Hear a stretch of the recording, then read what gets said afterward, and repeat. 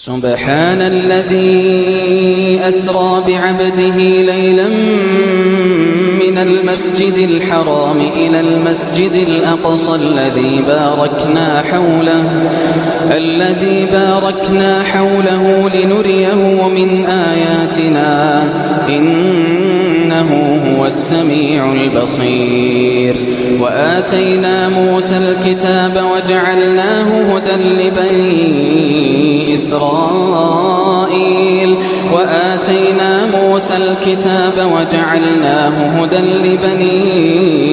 إسرائيل ألا تتخذوا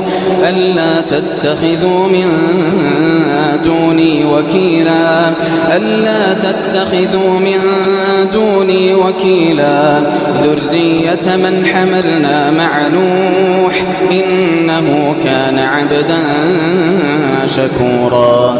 وقضينا إلى بني إسرائيل في الكتاب لتفسدن في الأرض مرتين ولتعلن علوا كبيرا. فإذا جاء وعد أولاهما بعثنا عليكم عبادا لنا أولي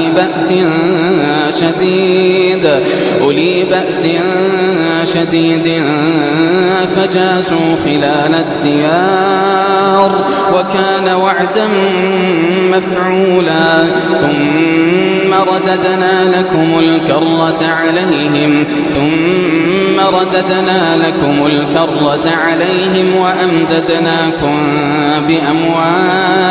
وأمددناكم بأموال وبنين وجعلناكم أكثر نفيرا.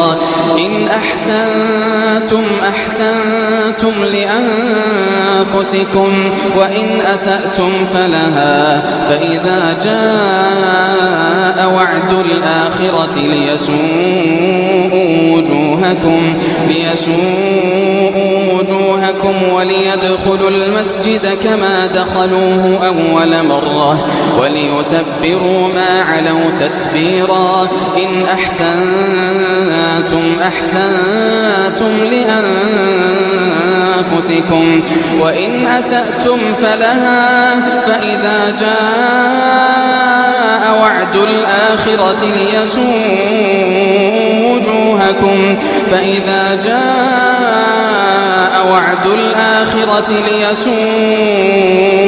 وجوهكم وليدخلوا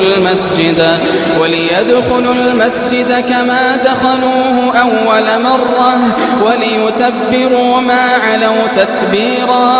عسى ربكم أن يرحمكم وإن عدتم عدنا وجعلنا جهنم للكافرين حصيرا.